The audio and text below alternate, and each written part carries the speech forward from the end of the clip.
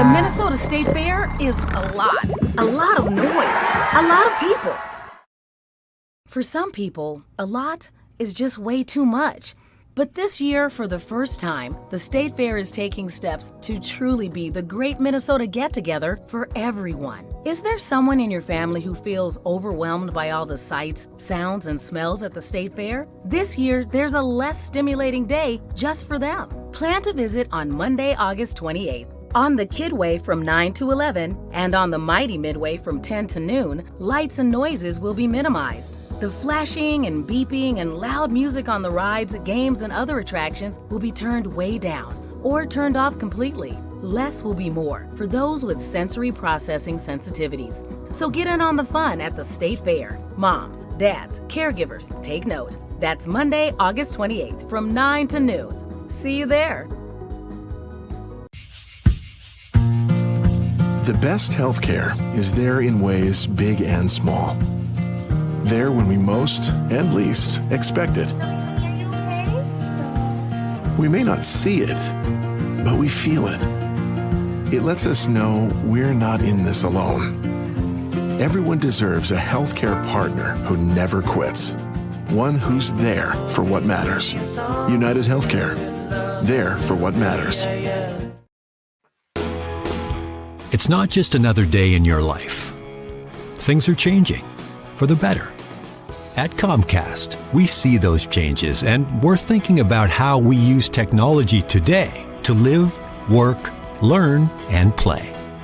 And we're building for the future now, so we're better prepared for the wants and needs of tomorrow.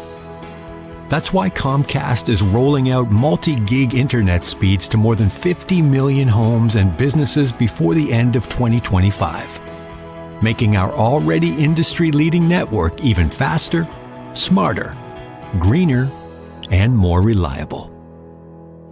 Over the decades, Comcast has been your partner, working hard to serve your community, and will continue to be your partner. We're expanding our gigabits so you can enjoy the tiny bits that matter most.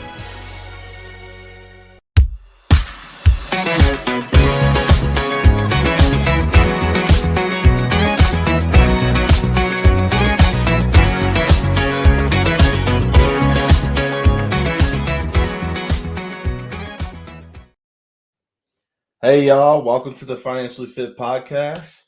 I am your host, Andre Creighton. I appreciate y'all being with me today. For those that are new, welcome. I hope that you get something fruitful from our conversation today. For those that are returning, thank you for continuing to rock with me. I really appreciate y'all. So today, our last one, we just finished up our series around, what you should be doing in each decade of your life to prepare yourself for retirement. Well, today we're gonna take a little different route, and because it's Black Business Month, and as you know, I'm a Black business owner, so I'm super excited about this topic, and I think it's very important to talk about. So, what I want to talk about today, and as always, I like to start with a story. So, as I mentioned, I'm a Black business owner. Me and two other individuals, Jazz and Michael, we run a company called Turn Signal. If you haven't heard of it, it's a mobile app that connects you in real time with the attorney when you're pulled over at a traffic stop or you're in an accident via video conference while your phone records and saves to the personal cloud. A lot of it was built off of the things that we've seen as Black men here living in Minnesota between, what happened with George Floyd, Philando Castile, and now Ricky Cobb, unfortunately, tragically losing his life. We wanted to make a difference in the world. But the reason why I want to tell my story is because never in a million years did I think I would be a business owner. I launched my career in accounting. I was working at a couple of big firms. Then I moved on to Cargill, was in their corporate tax and strategy department, went back, got my MBA in finance, and then had launched my career in the finance space after graduate school at Spire. And I was helping them build out their finance team and had a good track pathway to, a VP of finance there, and it was a great company. They're growing, and they're still growing to this day. Um, and something hit me in 2020. I think the pandemic happened, and everyone's kind of thinking about, what am I doing um, now? And is this something? Am I doing what I really enjoy doing? So I think a lot of people are starting to look in the mirror at themselves and really think about, are they really in the right spot? And that certainly was the story for me. So Michael and Jazz and I started ideating around, the unrest, and me being an accountant, Jazz being a lawyer, Mike being a tech sales guy. We said, what are we doing with our skill set to be a part of the change we want to see in the world? So we left our jobs and started Turn Signal, and now come October, it's almost 3 years. So what I'll tell you is that sometimes God will take you in a different route, in a place where you never thought you would be, right? But for me, I'm a big faith person, so um, I always say, like, you have to trust in God, trust in the Lord, right? And let Him guide your path and guide your steps. And here I am. So I'm super happy to be, running this business with Jazz and Mike, making a difference in the world. We're nationwide now. We're closing deals. We have tons of people on the platform. And it's been just a really, really fun journey. And I'm learning something new every day. So let's jump in and talk about, why you should start your own business. There's really a couple different, there's lots of reasons why you might want to start your own business. What I'll tell you for me was, um, I got to a place where in my late 20s, it was just really, I got tired of working for someone else and making another company a lot of money, right? I got tired of, having these very creative ideas that went unheard in most instances, because I wasn't in a position of authority. And I got tired of going to work every day and being in an environment where there weren't a lot of people that look like me. Accounting is one of those spaces where there aren't a lot of people of color that are in that space, um, and I, as much as I wanted to be kind of like that person to help change that and show the next generation that this is a viable career. um, it just wears on you, right? It wears on you when you're the one person on that team that is kind of like the outlier. So um, that was important to me starting my own business. Being able to have the freedom, being able to see the direct benefit of the work that I'm doing because I'm one of the owners. Being able to um, work non-traditional hours sometimes. There's days where I may work, 9 to 2, and then I'll get back on at night and work, 7 to 1 a.m. or something like that. It varies, right? And I just really enjoy that flexibility, because it's not about when you're doing the work, it's about getting the work done. And obviously, there's times where the work has to get done in that moment, but I just really truly enjoy the flexibility. So those are my whys. Um, but I also think that other people might think about, generational wealth, right? Are you doing this business as a lifestyle business? Is this something that you're gonna build and you're gonna pass down to your sons and daughters, and they're gonna pass on their sons and daughters, and this is gonna be a family-owned business for generations to come? Or is this something that you're gonna build, and you're gonna build a rocket ship, and you're gonna try to get to an IPO, and you're gonna try to sell it, right? I mean, both of those are very viable routes, but both of those paths look a little differently, right? And I think that that's the thing that you have to kind of think about as you're building a business, is what are your goals with the business. Now that might change as you get into the business. You might get into a business and you might not have thought that it was going to be successful as it is. Maybe you just thought, yeah, it's going to bring me some extra money, and I'll be able to get by, and then it blows up, right? Um, and we have to be prepared for that too, because a lot of the times we don't know the unknown, right? The other thing is, when you're building a business, you got to decide, are you going to be active or are you going to be passive in the business? There are a lot of people that build a business and they maybe work in it for a little bit, and then they bring on a team of people, and basically they built the processes and the foundation of the business, and they just let people run with it, right? And they're just the owner, just kind of sitting back overseeing it. That's more of a passive approach. More of active approach is what Jazz Mike and I are doing, and that's, we're working on the business every single day. We're employees of the business. And there's no right or wrong on either of these, but I would say that it kind of comes down to, are you willing to give up control? Are you willing to allow others to work on your behalf? That will help you decide whether you want, to be active or passive in that business. The other thing is, that I encourage people to do when they first start a business, or are thinking about starting a business, find you a good attorney and find you a good accountant.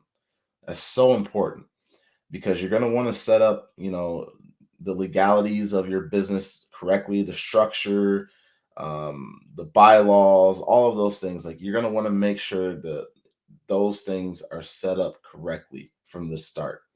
You're going to want to make sure that, if you're going into business with a couple of partners like I did, you're going to want to know who owns what, um, how the ownership is broken up, how people get more ownership over time, what are the incentives and things like that. And you want to have those things in writing.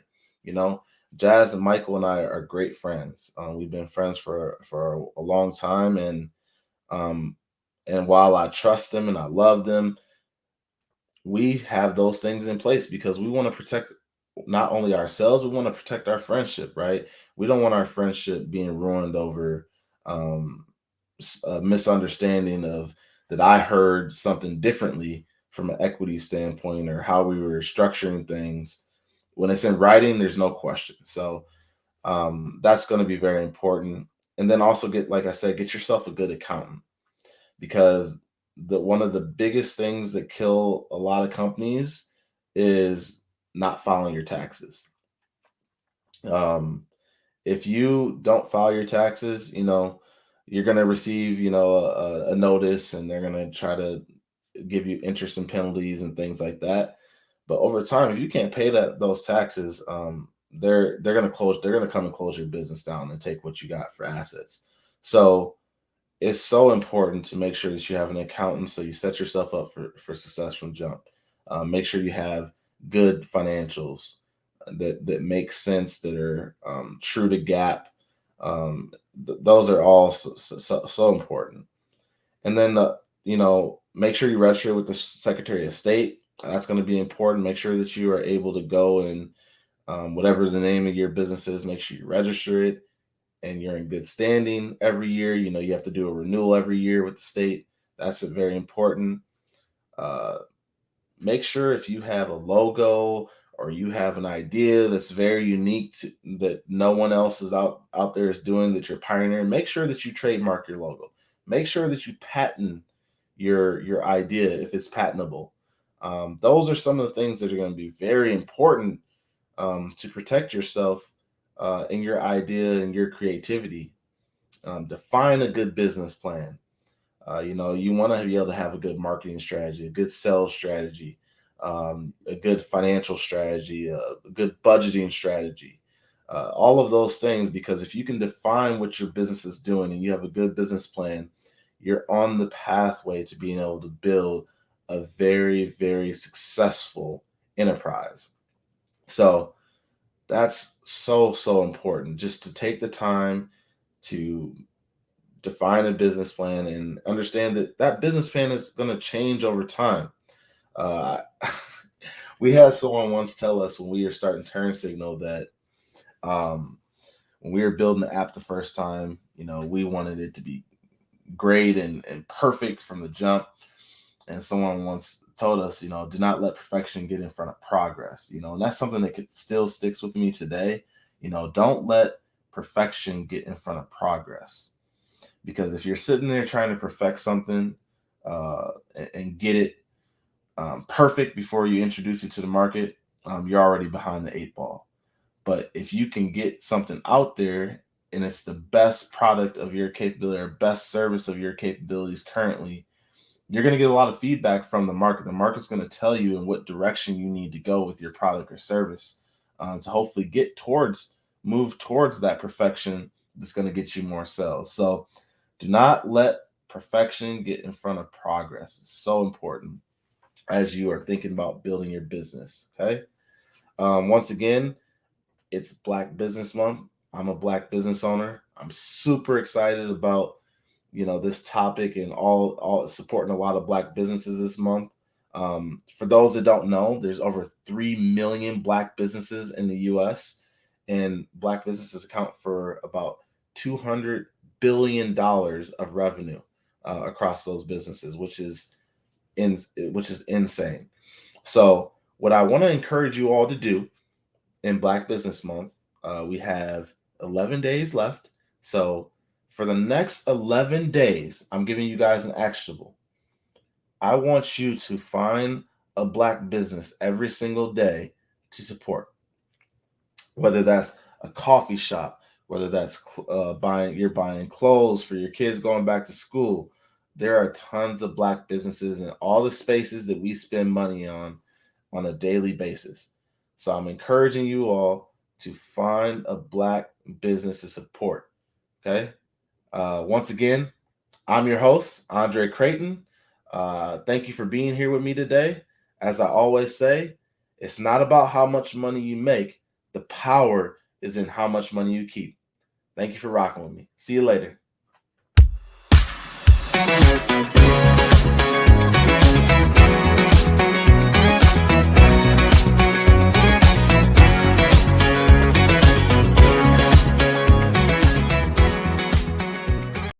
Hi, I'm Shaletta Brundage.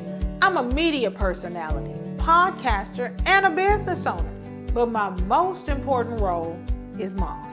3 of my beautiful kids have been diagnosed with autism spectrum disorder. When I didn't know who to trust or where to turn, I found ACRA. ACRA provides home care services to families all over Minnesota. The care is not one size fits all. They know each one of my kids is unique. They listen to what resources we needed and what's best for our family. I've seen my kids grow and thrive with ACRA's in-home care. While autism is the most common diagnosis among ACRA clients, ACRA offers personalized in-home care services for people with disabilities, chronic illnesses, behavioral diagnosis, and mental illness. They work with children, adolescents, and older folks too. Find out more about ACRA at their website, acrahomecare.org. ACRA helps me provide my kids with a better quality of life. They can do it for your family too. Your research is done and you've made the decision. You're ready to get the COVID-19 vaccine. Here are a few things to know before you go. Vaccinations in Minnesota are free, but bring health insurance information if you have it. It's okay if you don't have health insurance. You don't need it to get the vaccine. Bring your legal ID too, if you're comfortable sharing it. But a legal ID is not required for you to get the vaccine. When you get your shot, you'll get a card with information about your vaccine, or you can keep track on an app. It's easy to find the closest clinic or pharmacy where you can get your free vaccine. Go to vaccines.gov for your nearest location. That's vaccines.gov. Children's Minnesota, the leader in specialized healthcare for kids, is here to raise awareness, standards, the bar, the stakes, the question, the curtain. On raising kids' health to the highest priority, kids need equal access to healthcare, more pediatric expertise, a voice for change. Kids need us, all of us. So let's raise them up. Children's Minnesota, the kid experts. Summers are a great time to park it. So take time to make time in your glorious Minneapolis parks. Now when you enjoy your beaches and lakes, piers and playgrounds, trails and paths, you can also stroll through the Minneapolis park markets. Now through the end of August, there's a park market every Friday evening at Minnehaha Regional Park. And there's a park market every Sunday afternoon and evening at Lake Harriet. Meet local artisans and small business owners selling unique goods and handcrafted items created right here for you. And with every park market, there's always live local music too. August is Black Business Month, so be sure to support the park market vendors of color. Park markets. One more reason to park it in your Minneapolis parks. To find locations and hours, go to minneapolisparks.org, then click on Activities and Events and look for park markets. Do you worry that lead-based paint in your older home might be dangerous to your children or kids who visit you? Well, Hennepin County put those fears to rest. Hennepin County offers free lead tests and home assessments. If they find anything, eligible homeowners and landlords can receive up to $15,000 for work on the home, including new windows. The government banned lead-based paint 45 years ago when it was discovered that lead poisoning can affect development and cause permanent damage in young children. But 75% of those homes built before 1978 still contain some lead-based paint. As the paint degrades, it can make dust that little kids ingest when they're crawling and putting things in their mouths. So make sure your home is safe and hazard-free. Learn about testing and that $15,000 grant at hennepin.us/lead control.